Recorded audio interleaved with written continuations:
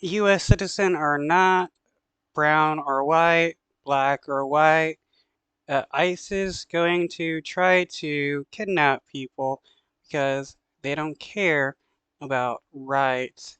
It's all about trying to remove as many people as possible, especially anyone that is black or brown or anyone that is speaking out against the government. There have been a number of US citizens either deported by ICE or detained by ICE or attacked by ICE.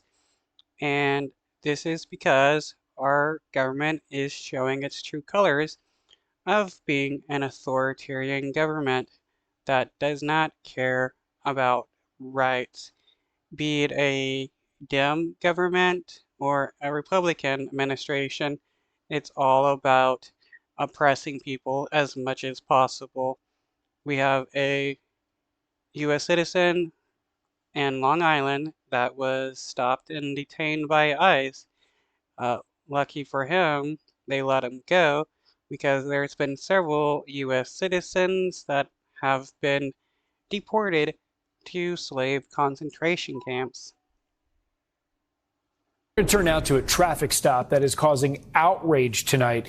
A young man born and raised on Long Island was pulled over and searched by ICE agents, he says, simply because he's Latino. When ICE found out he is a U.S. citizen, they did let him go. But as News 4's Paisley Chang reports, the damage was already done. What's up, guys? Can I see your ID, please? 23-year-old Elzon Lemus, an electrician, was in his work van with a coworker when they were pulled over by ICE agents in Westbury. Because you look like somebody local. What's that for? Looking for? Lemus asks why they need his ID. All right, this is going to go one of two ways here. Okay. I need to see your ID. If you're not the guy I'm looking for, you're not the guy I'm looking for. Okay, right? If you're not the guy I'm looking for, you're not the guy I'm looking for. Just because they're looking for a certain person does not give ICE or cops the right to just pull over anyone and search them, because that's a violation of the Fourth Amendment. Though, truly, the Constitution doesn't really matter at the moment because our government honestly doesn't care about the Constitution or people having rights. But we need your ID. Nah. Okay, if we don't get your ID, then we're gonna, have to figure out another way to ID you, and it may not work out well for you. Listen, I'm not rolling up. Keep it down. I keep it down close to safety. What are you doing? The agent forces the door open and demands Lemus stops recording. Lemus was born and raised in New York and was stunned. I felt like my... Yeah, cops, no matter who they are, federal or not, they're not allowed to just barge into people's cars because your car is still considered part of your home and you have certain protections when you're in your car. And if you listened, he was making veiled threats. Oh, if you don't do what I want, it's not going to go good for you. My rights were just like out the window, and like it's like that. It felt like I didn't have anything, anymore. Like I couldn't do much now. Lemus was taken out of the car, handcuffed for about 25 minutes while the ICE agents searched him. When they found his ID, they let him go.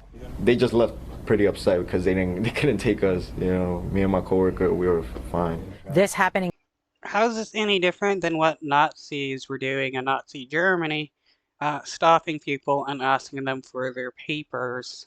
At a time when ICE enforcement operations have been heightened across the country. They can't randomly, on a hunch, stopping people. That's contrary to the Constitution. Attorney Fred Brewington says this case is an example of profiling. Unless there is an articulable basis upon which there is a reason to ask someone for their identification, which this officer did not provide upon a request. Yeah, all he said was, if you're not the guy I'm looking for, you're not the guy I'm looking for. Him admitting that there was no crime being witnessed by the ICE agents. There's a concern there. We reached out to ICE for comment but have not heard back. For Lemus, even though he is a citizen, he still fears being pulled over again. I felt like I wasn't, like I lost all rights when they pulled me over and all that. I felt like I had nothing anymore. Well, the thing is, in reality, nobody in the United States has actual rights because our government does not care about rights whatsoever, and they continually prove it over and over and over again. At this point, no lawsuit has yet been filed, but Lemus and his attorney say they want to get the story out in the public to raise